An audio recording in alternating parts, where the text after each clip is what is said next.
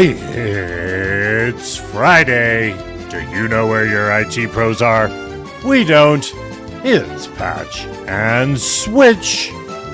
And now, two guys who are torn between the career of ceramic artists and stunt performers. Stunt performers? Anybody talk to Rick lately? It's Patch and Switch. I, as a matter of fact, am not talking to Rick lately.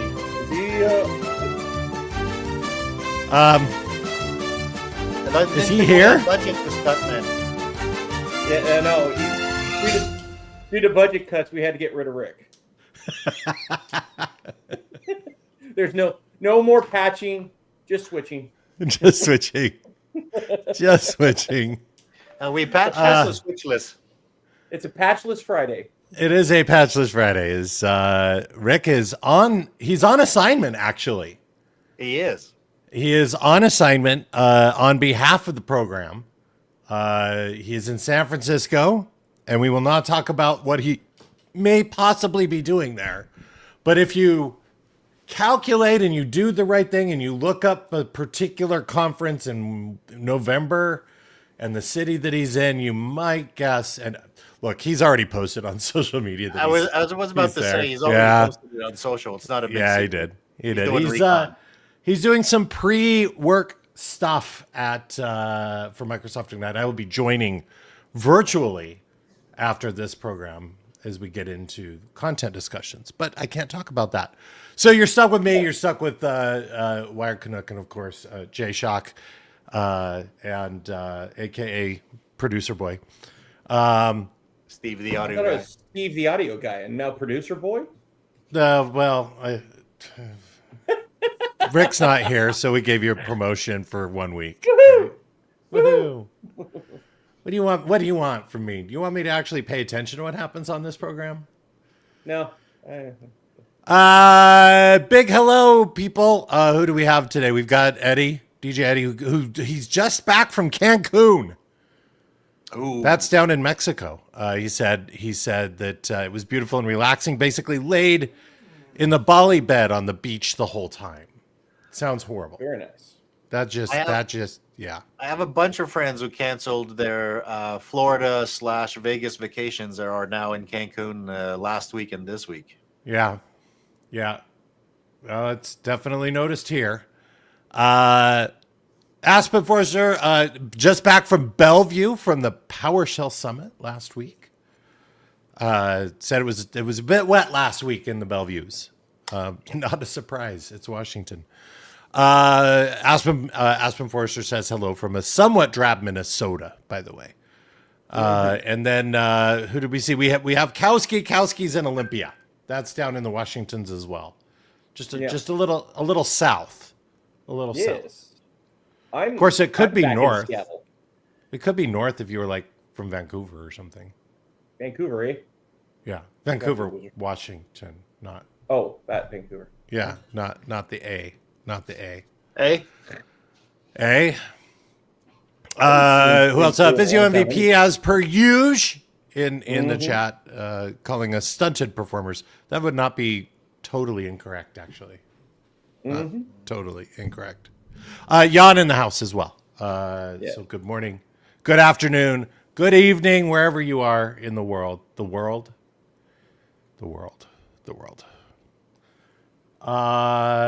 What's going on, gentlemen? Silence. Not much. No. I just got back from Hotlanta. Did they add the H in front of the ATL officially yet?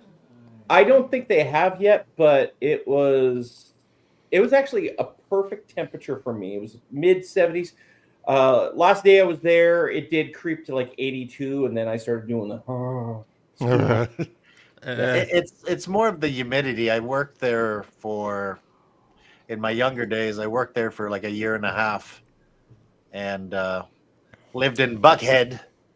Oh yeah, took the Marta to town every day. Yeah. And it wasn't so much that it was really hot. It was so goddamn humid. You step outside and Well, it can be. It can be. The humidity was actually perfect the whole time I was there. Like I said, it was a perfect time to visit, and got to. So can we talk about the barbecue plates that you kept publishing? Can we talk about the barbecue plate? I mean, I was sitting here about some barbecue. So I've been like trying, like, you know, doing the morning fasting, getting walks in, trying to get myself into some reasonable shape.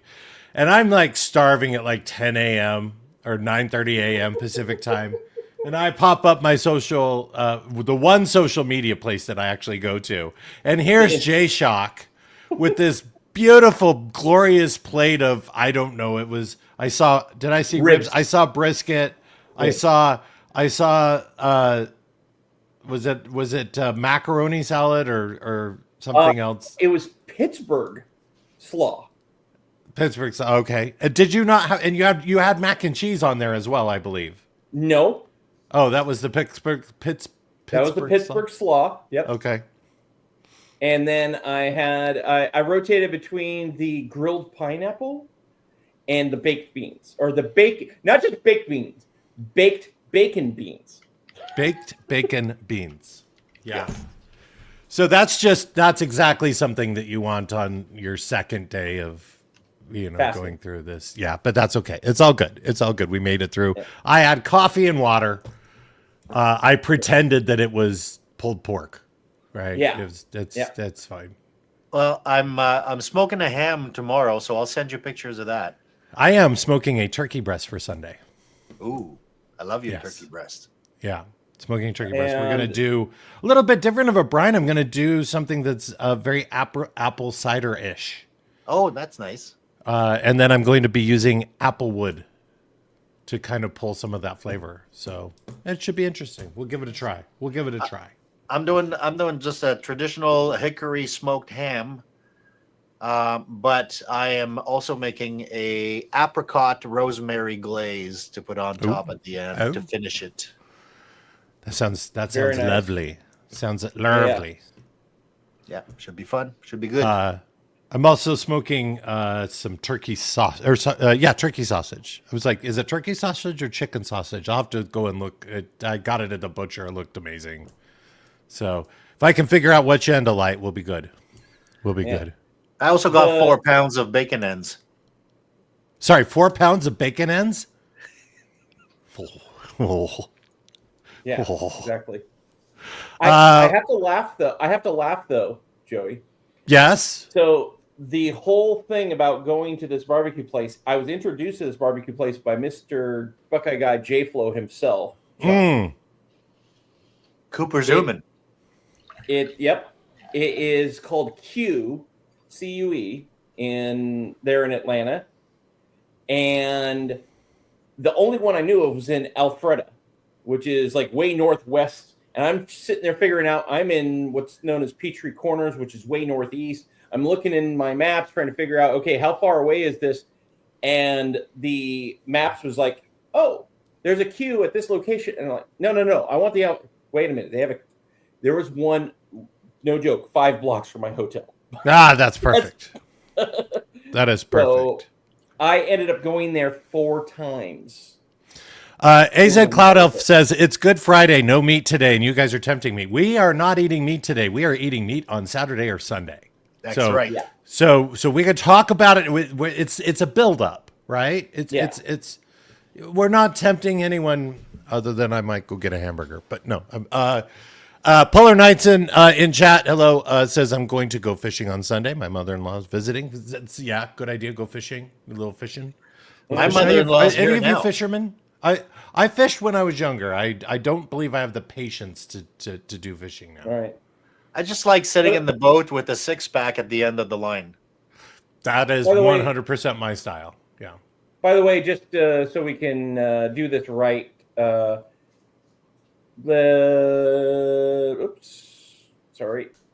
There we go. That's what we're talking about right there. Oh yeah. There you go. Yeah, just a little bit, and for all you big that old are Texas toast.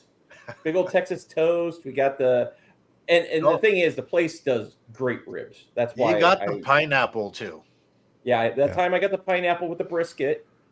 So sorry, Jan. Sorry, Jan. AZ Cloud Elf. Sorry. Sorry, everybody, but I had to do it. Jan asking, did I see some mini tracks at the NAB show? I will talk about the NAB show in just a moment. Yeah, we'll need to put a pin in that one so we can come back to it.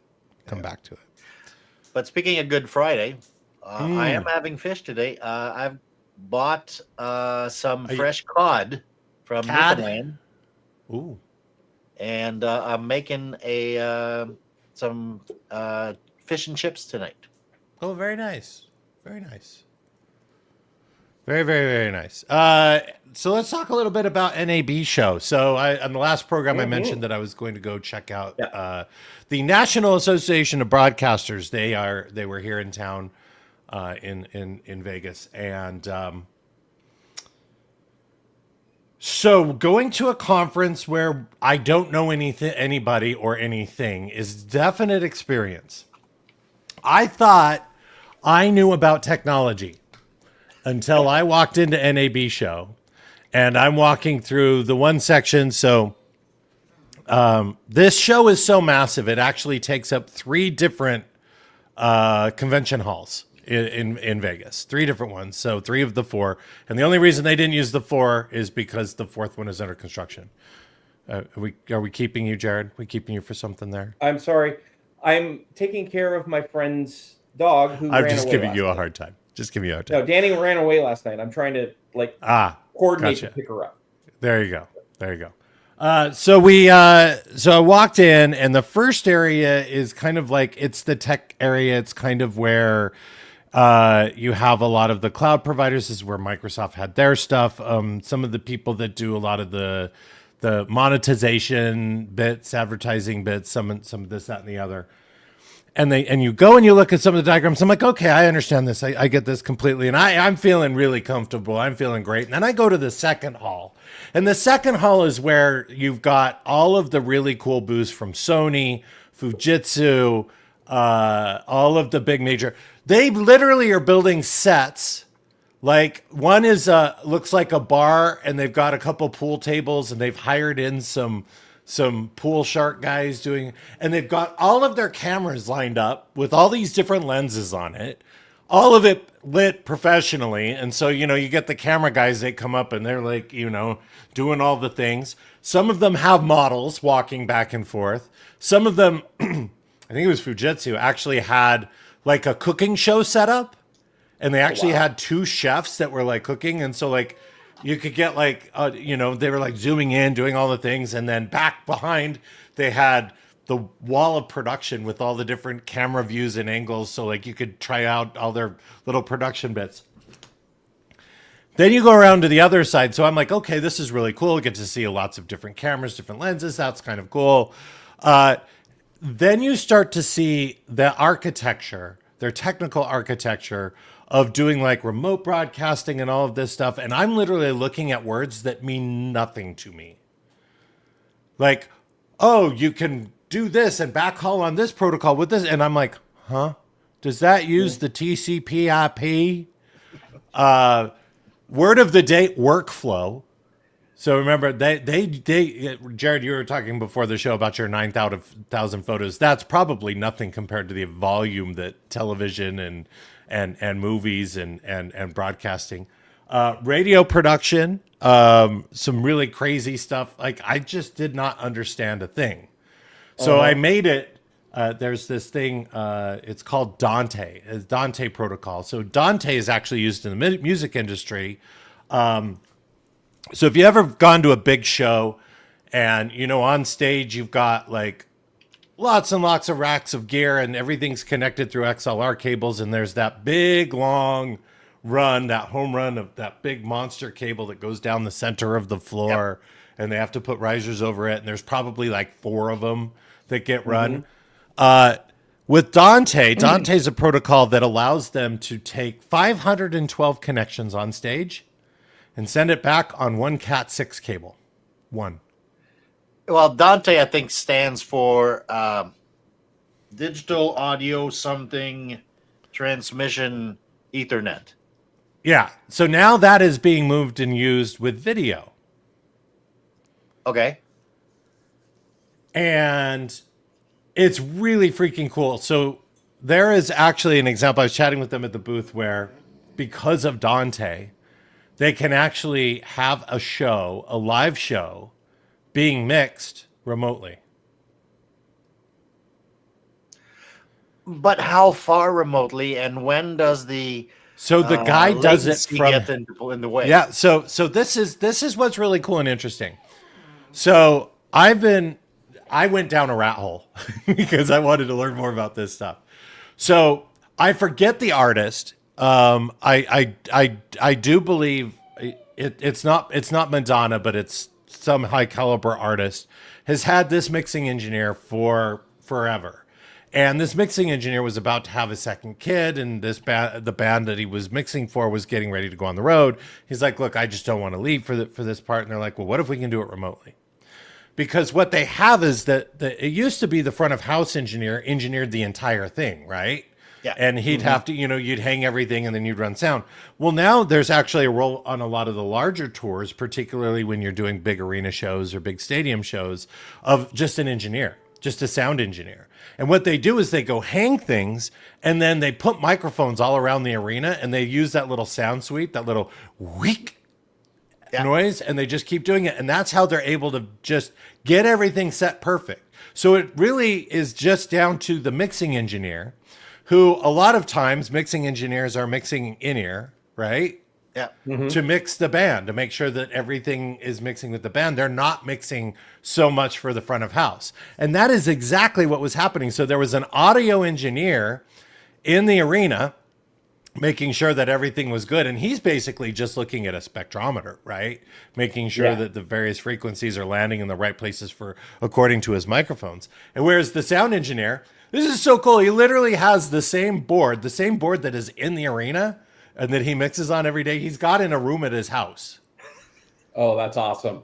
And so he's just like, yeah, I got to go mix the show. Right. And he goes and does that. And actually, it is possible also for lighting engineers to do that, but talk about the latency. The latency can be a problem with the lighting. Yeah. But where the sound engineer, he's making, most of the time they've got everything so dialed in, they're not making a ton of changes, right? So Or I just thought that was they really just cool. jump between, right? Yeah, or they'll make minor modifications because instruments and this, that, and the other, and conditions too, right? Remember, like all conditions will change things. So it was just really super cool. And then just watching how they're extending that protocol into broadcast. We went to, I walked by the booth for Chiron. So like Chiron does like on broadcast the lower thirds, or in sports broadcasts, they do the cool thing where they'll highlight a player and the distance to the other player and then how quickly that distance was closed, all of that stuff. Their booth, so if you've been to a Microsoft Ignite and seen the Microsoft area, the Chiron booth was about the size of a Microsoft area alone. Oh, wow. It was just crazy. Adobe's presence was just absurd. It was just this massive, massive booth. So I got lost in a whole bunch of technology that I don't understand. And then I went over to the post-production hall. And this is where all of the vendors like Seagate and Western Digital and all of the hard drive vendors and all of the server vendors with storage were all at. And so because physical is still very much a thing in the industry, because that's their IP, right? They don't necessarily feel confident leveraging cloud and some of that stuff. So to answer the question, which was, did I see any mini racks? No, I never found them because there were just so many vendors and things. I ran out of time to see all the things that I wanted to see. They were actually closing down, and I got there just right about noon, and I spent 6 hours going and one of the coolest things I saw, and we've completely derailed the show, but one of the coolest things I've shown, I looked at is, Avid? Avid is like the editing solution that is used in movies and stuff. Yeah. It's used a lot in sports now too use it for breaking down of films. Yeah. So Avid was there. They had the editor for Deadpool and Wolverine. and they're kind of doing like, I would just explain this kind of like a theater session. Mm-hmm. With Okay. just some big screens up above, and so one screen is kind of the final output, and the other one is like the like the editing with all the different tracks and all the things, and like they're able to click one button and a bunch of the CGI goes away, and you can just see the blue screens and everything. And he's walking through a particular scene and how he edited it and everything else. And one of the cool things that he was talking about is.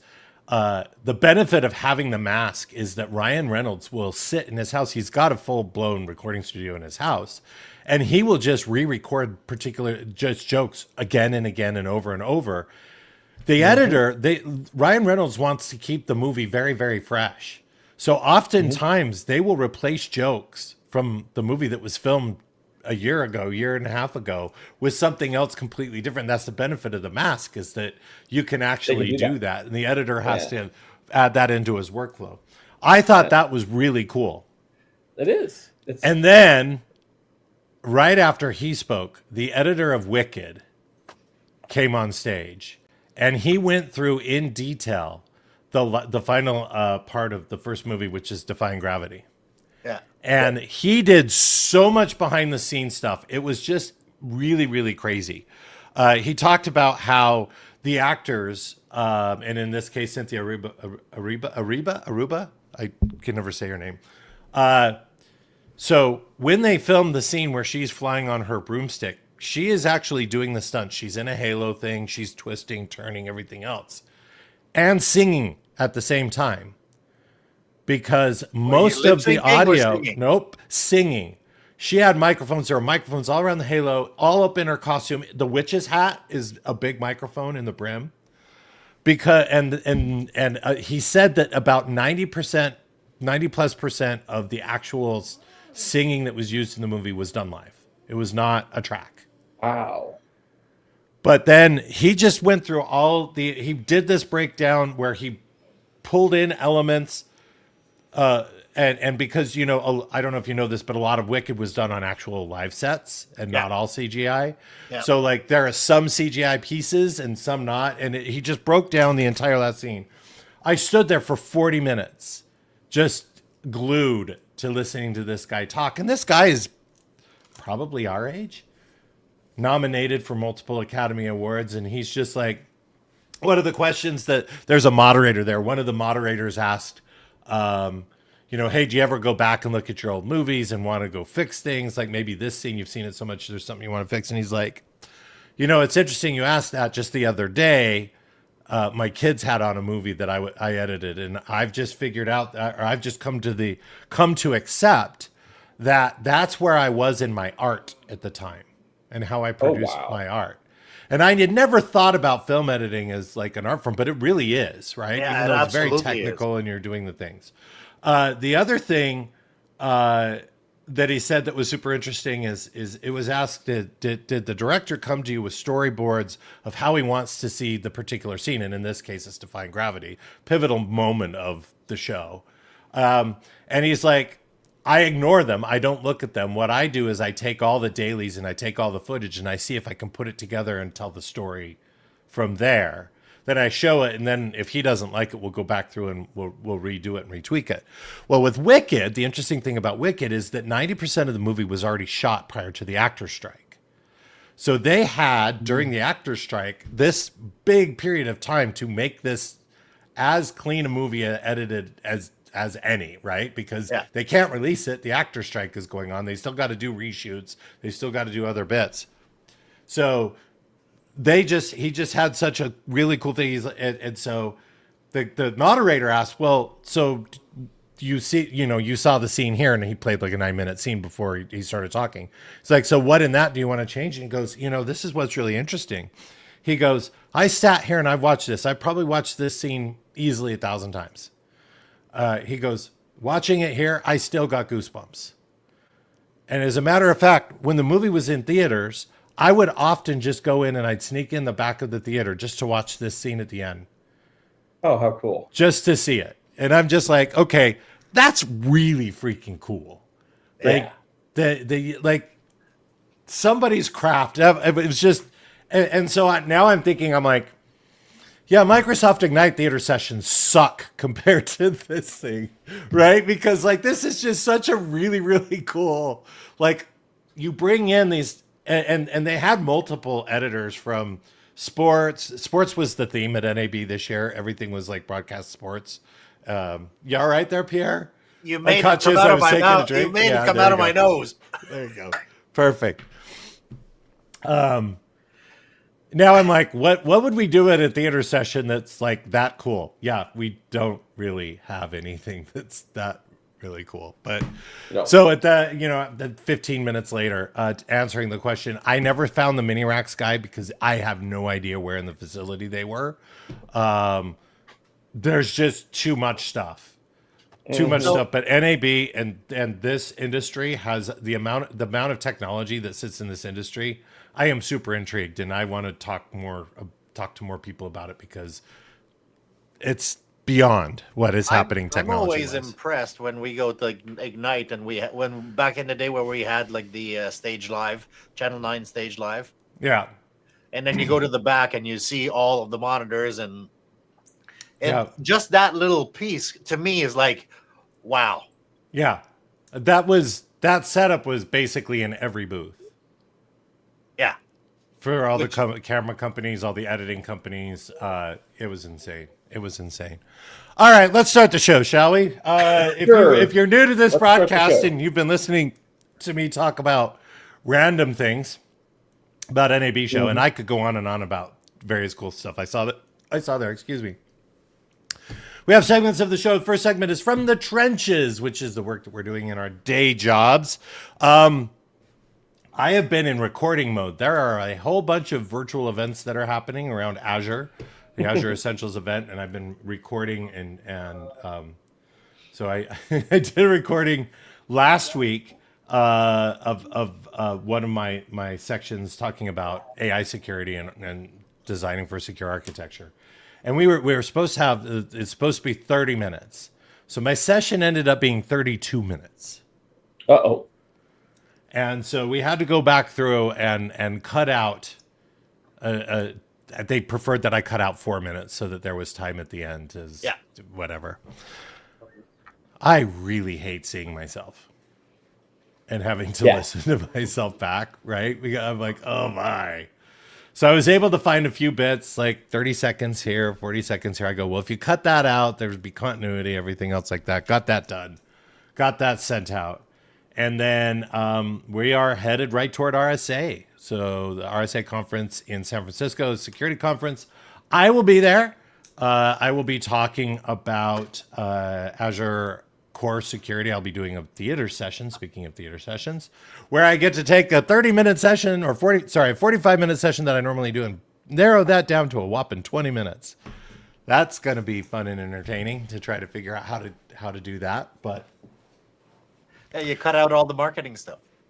there is no marketing stuff when I talk about. I know it used to be that simple. Used to be that simple. It used to be that simple. Cut out all the marketing stuff and just get down to the back when we had to fill a 90-minute session with 45 minutes worth of content. Yeah. Yeah. So it's all content prep, things getting ready for those virtual events.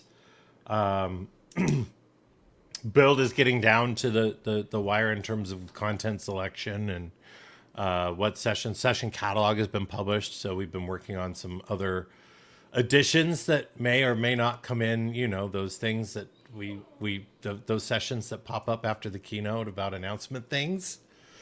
So good time there. That's been most of what I have been working on. Anything fun and highlighted for you, gentlemen? I've been doing a whole bunch of prep work for decomming physical hardware. So, Do you get to take the hardware home when it's decomped? no, I don't. Unfortunately, I don't think I'd want this hardware. It's about 6 years old. Even though it'd probably be awesome, could probably run Call of Duty very nicely, except for it has no video cards. Yeah, But and if it you can find one of those these days, it's hard.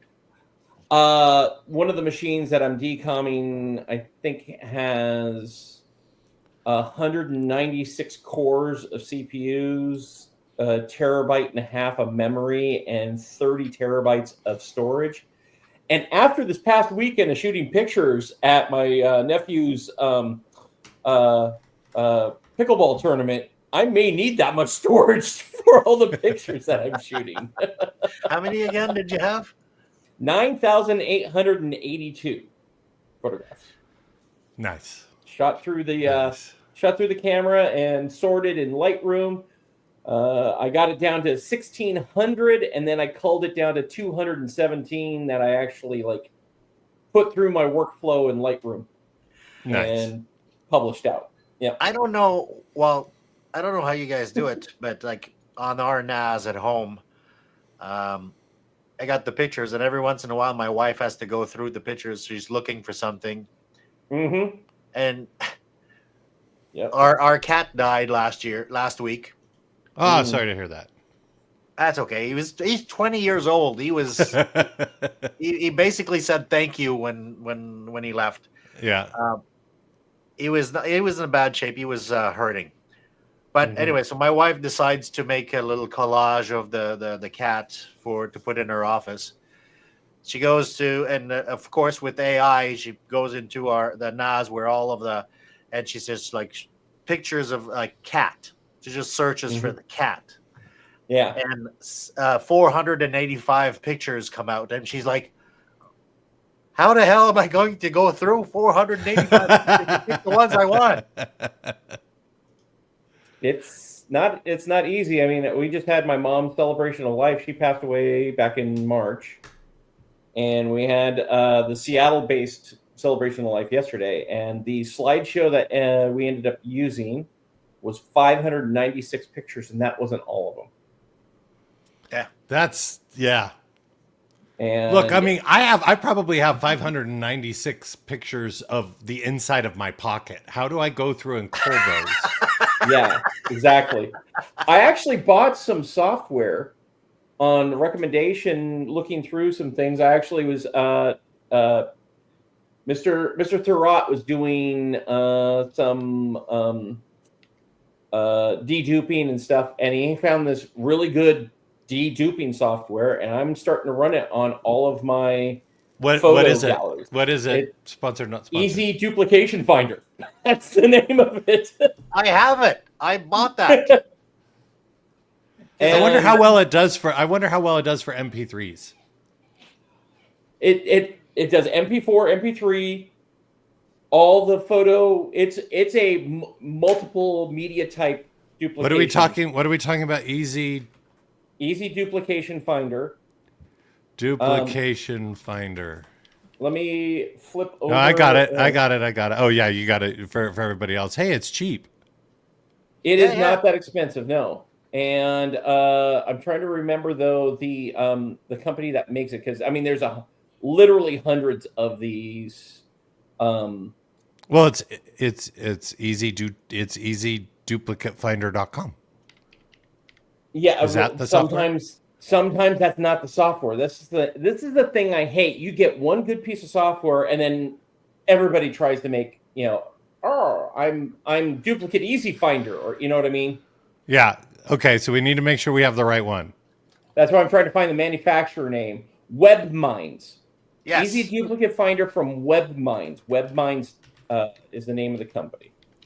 WebMinds Easy Duplicate Finder. WebMinds. Yep. And it has been a godsend. In fact, my sister actually brought out her. Oh, she's leaving this morning, and she didn't bring it over to my. She brought her external hard drive with all of her backups of photos. Okay, so this is different. Do not go to easyduplicatefinder.com because that's different. Nope.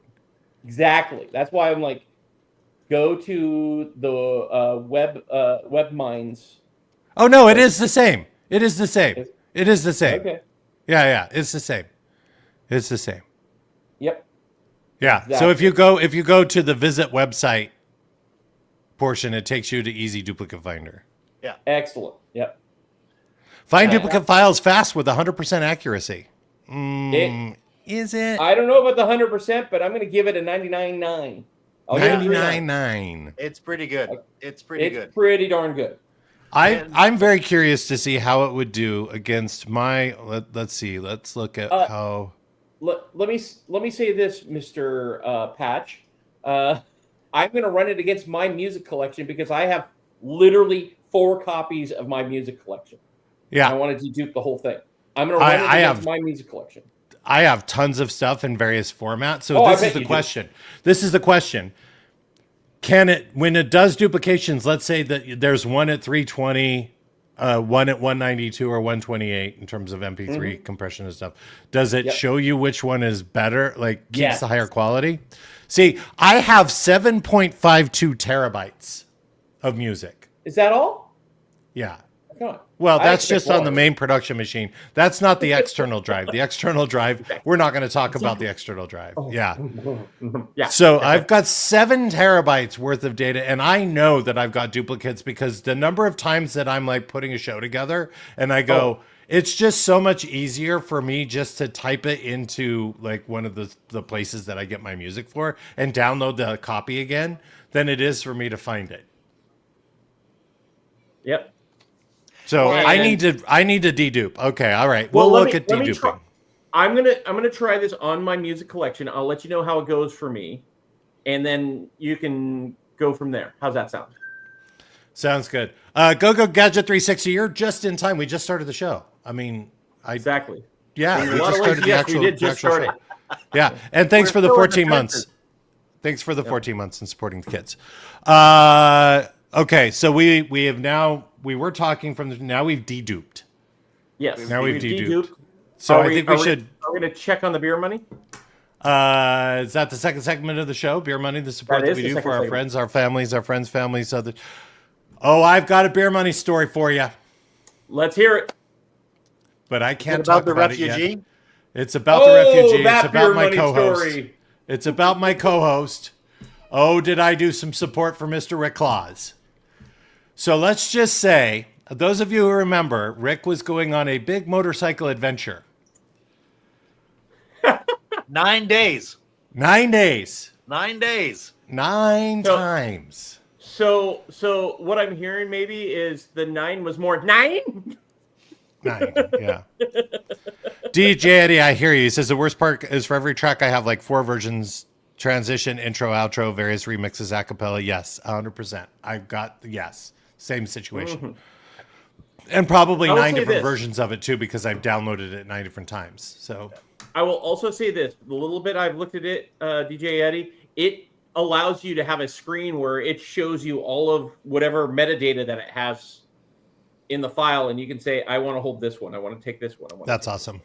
That's awesome. And you can say also all the ones that I don't want, move them to this removable drive just in case. Yep. Ah, you can do that. Very cool. Very cool. I did that with some of the photographs, and then I dumped that into an Azure storage account. Yeah, cold storage. I have myself a 6-month. Make sure we got everything, and then I'll delete that storage account in 6 months. Yeah. Aspen Forrester says, did Rick lead you down the primrose path? Okay, so let's talk about this. So I can tell you. Spoiler alert, Rick did not complete his motorcycle journey. No.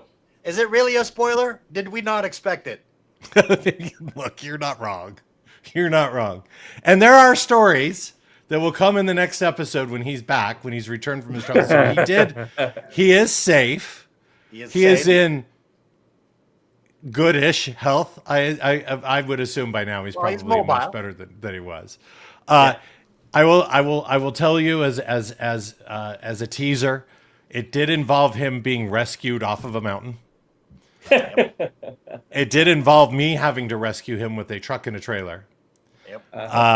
And yeah, so my beer money support, I will have to hold off until the next episode because flat out I did a lot of beer money support with Mr. Claus. So all I can say is I called him. Sorry, all I can say is I called him during the show, and I expected him to be on the side of a mountain, and he was lying down in your guest room. He's like, I can't move. Yep. I'm just gonna say, I can I put one small spoiler? Sure. Joey didn't save him off the mountain.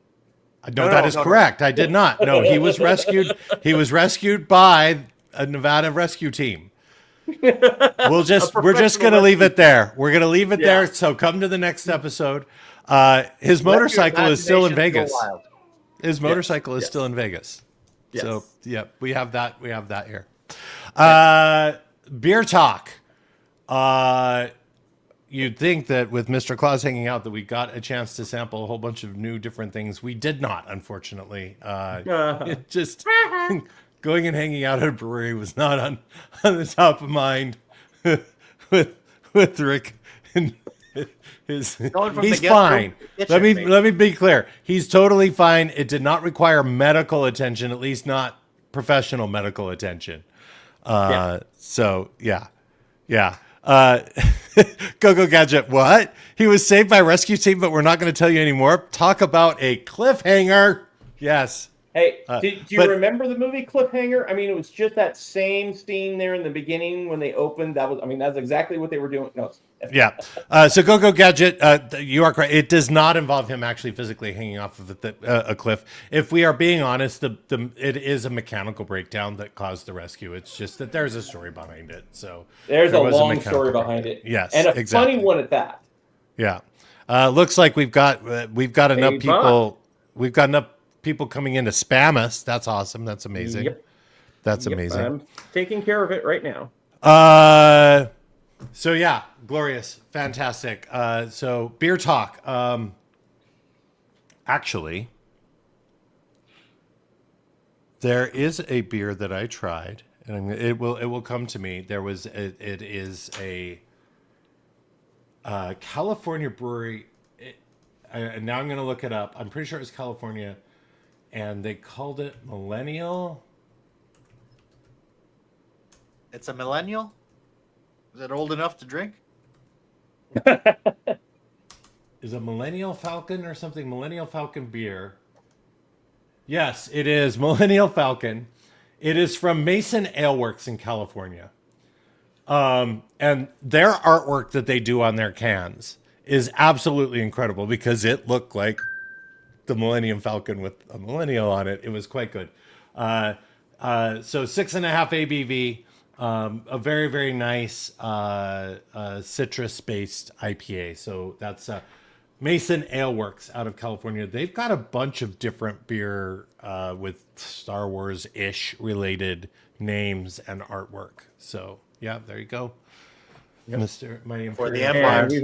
We've already heard from the Twitches. The person has had their account lost. Oh, there you go. There you go. Yeah. Not just already banned on our channel, but got rid of it. So I have a beer talk story. Okay. From the softball tournament. I was told that they served beer at the softball pickleball tournament. Yeah. I was told they were going to serve beer at the pickleball tournament. And? I didn't see any beer. They just had this thing called Michelob Ultra. Michelob Ultra, yeah. Yeah, it's good for hydrating.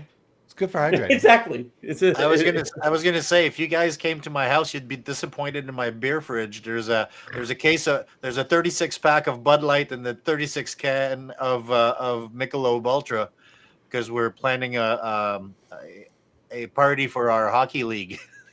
Yeah. I'm Gadget 360 is asking. It says he hopes it's not pickle beer. No, it wasn't pickle beer. It was about as bad in my book, but with all the pickly things that are coming out, pickle like I did try that once. Yeah, it was like with pickle juice and stuff like that. Was not a fan. Exactly. You're not a fan. It was warm enough that I actually forced myself to drink water to stay hydrated. You mean Michelob? Actual water? No. I actually drank actual water to stay hydrated. Well, that's about the same. Exactly. And I had a rough time of it because I was standing basically for 14 hours a day, standing like this, shooting with the pictures. Great big monstrous camera lens. Yeah. And I have a left shoulder issue already, and I agitated it holding that large lens. You've improved the issue, as they say. Yes, I have. next segment of the show is random spending. It is. I have to show you my random spending. Oh my God. So Nice. this is the Death Star popcorn Big- bucket that they sold at big amount of money. Disneyland. Where's my wallet? Nice. But wait. So it normal lights up, but then if you press the button one more time, and I'm going to set this.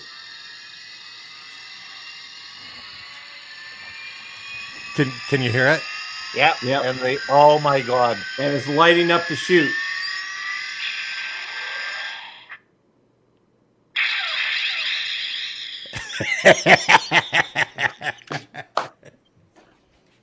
Nice. Is this not the coolest thing? These things were a very, very hot commodity when I had gone to Disneyland, and I am kicking myself for not bringing the rest of my family because you were limited to one. Oh, Yeah. wow. Because the boys here wanted one, and obviously Pierre, I was thinking about, but I did not have the rest of the family, and they were gone. So Yep. they're supposed to be getting them more back in because it is still Star Wars season in Disneyland. Oh, we're coming up in So- May the 5th. Or May the 4th. May the 4th. Yes, May the 4th. Star Wars Day. Yeah, so- Well, May the 4th, and then May the 6th. Revenge of the Sixth. Yes. Well, that's Montezuma's revenge. What are you talking Yeah. about? So this is just I was walking through the parking garage when I figured out that you click the button again and it does this.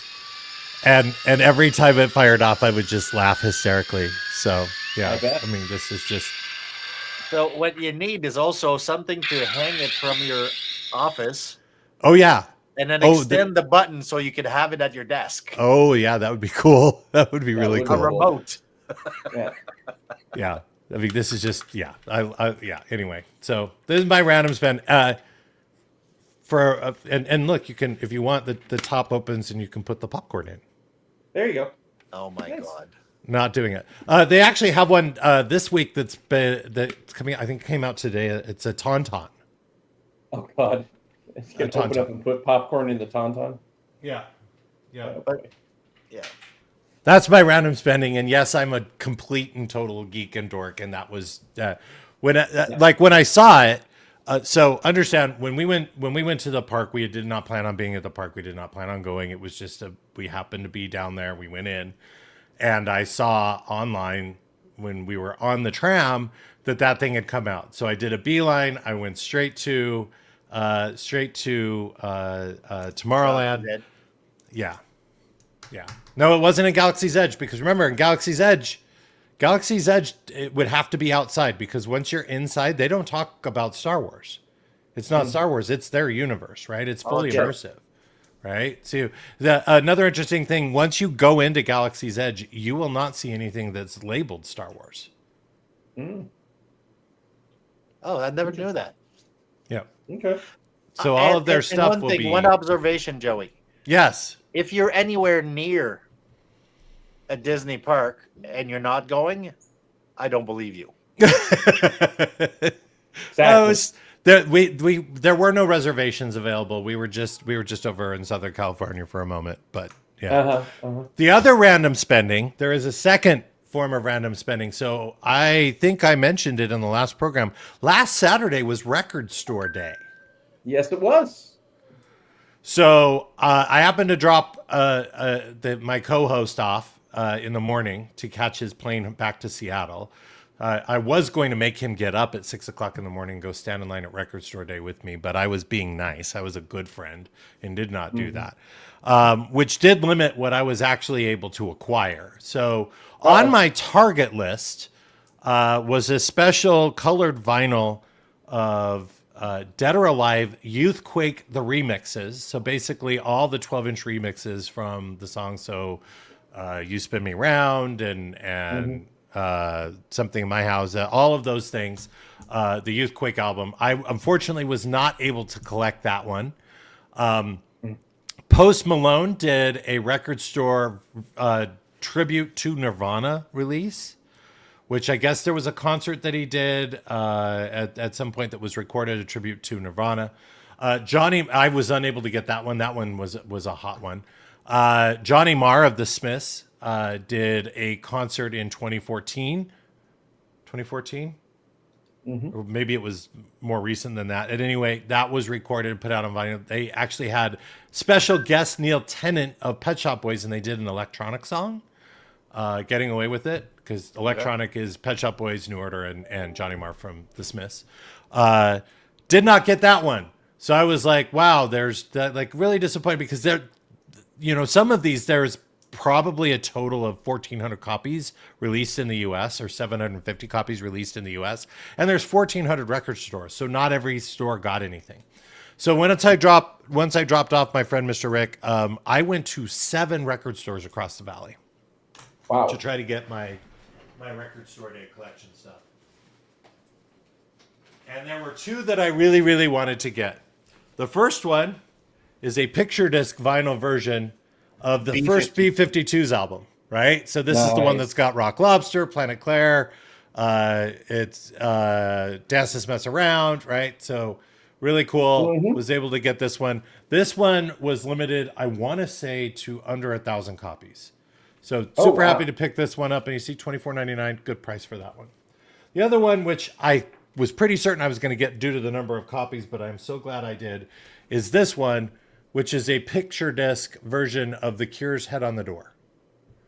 One of my favorite albums. It's got 2 of my favorite songs on it, with Kyoto Song and In Between Days. It's got Close to Me, Push, which is a great track as well.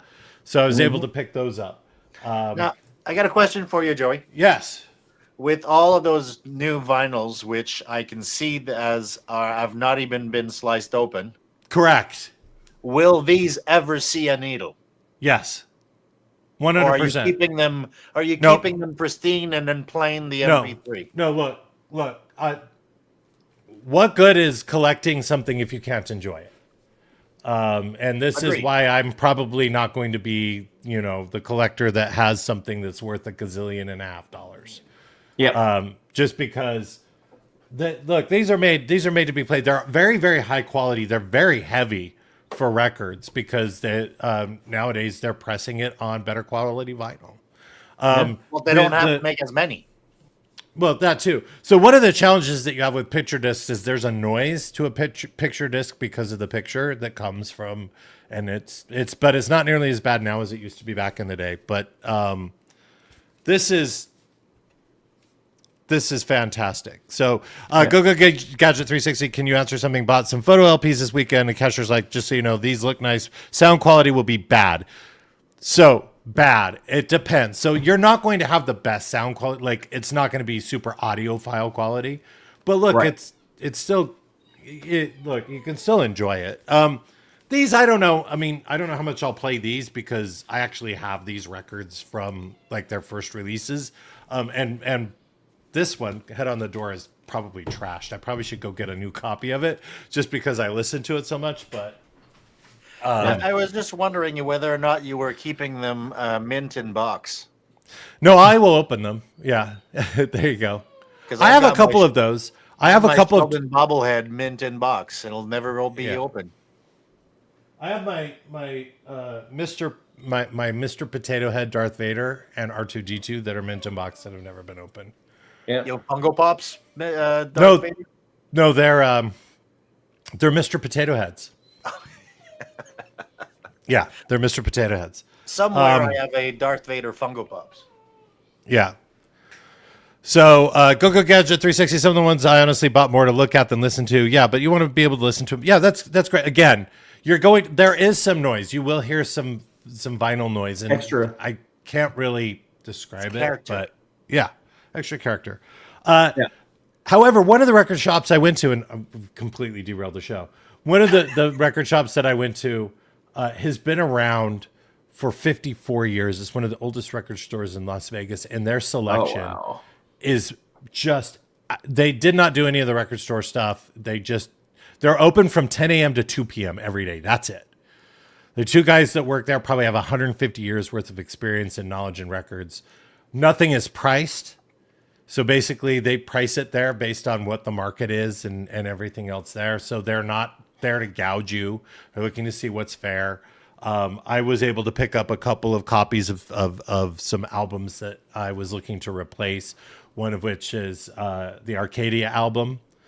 So the Duran Duran spinoff Arcadia, I was able to pick up. So is it So the Red Rose? Something the Red Rose? Anyway, was able to pick up a very pristine copy. It was used, but did not look used at all. The original release. So yeah, the main reason why those have not been opened and played is that my two turntables that I have. So I have 4 Technics DJ turntables. 2 of them were my father's, who passed away in 2020. Those 2 turntables are what I learned to DJ on. So they are currently, I had to make an appointment, and it took 3 months to get this appointment. And then I've taken them down, and the guy's had them for 2 weeks now. Hopefully they'll be done pretty soon.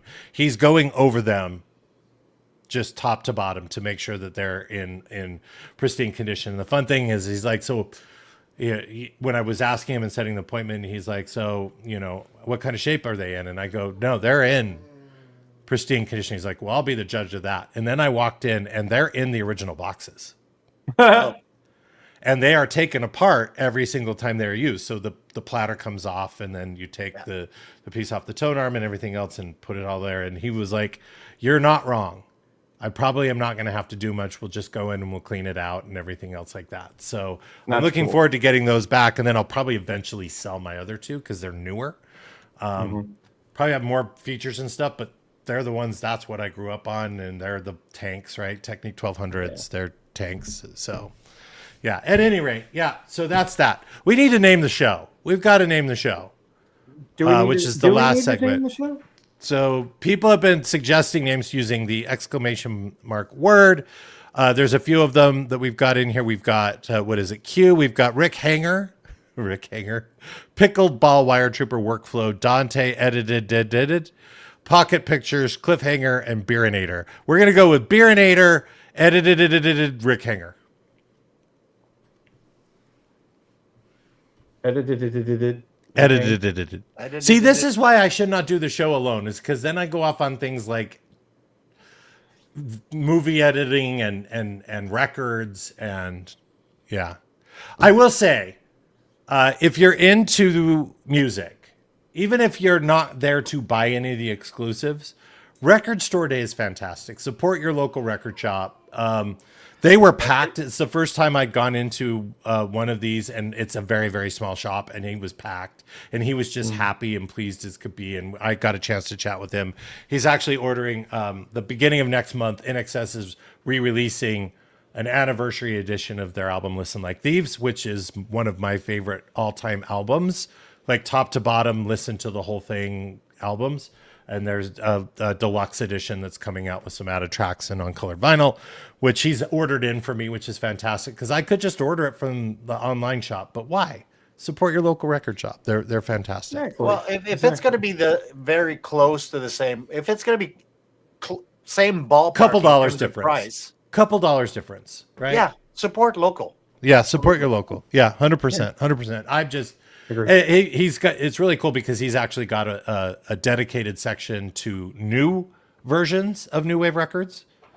So it's not all just tucked away in the normal section. He's got a dedicated section. So there's lots of stuff that's been re-released. I am looking for a copy of Killing Joke's first album.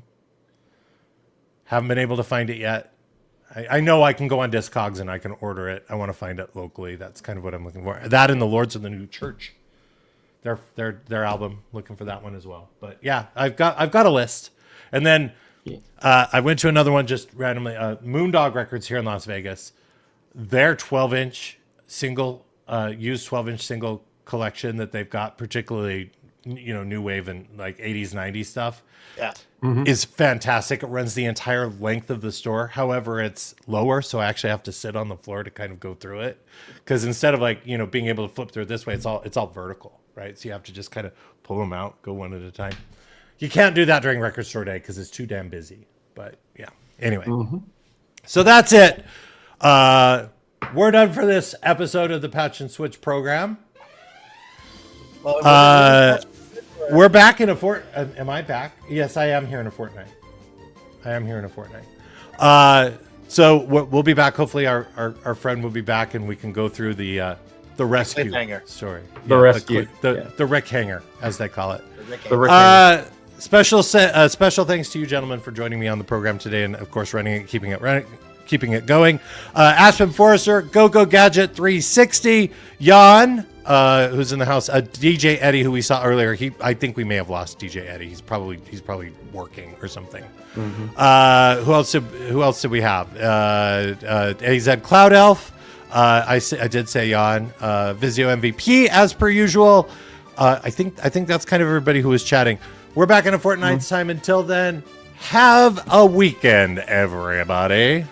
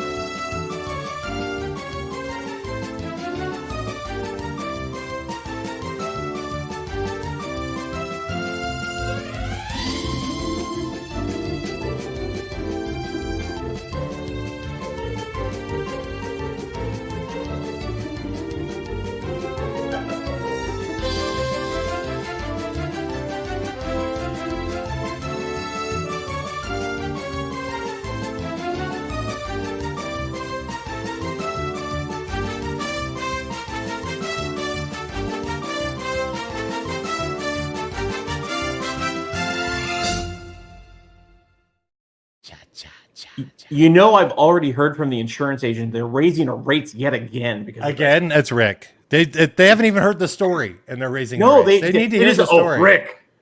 No, they don't even care. They just want even to the raise Server Summit mentioned to me that we didn't have budget for stuntmen. Yes. Stuntman.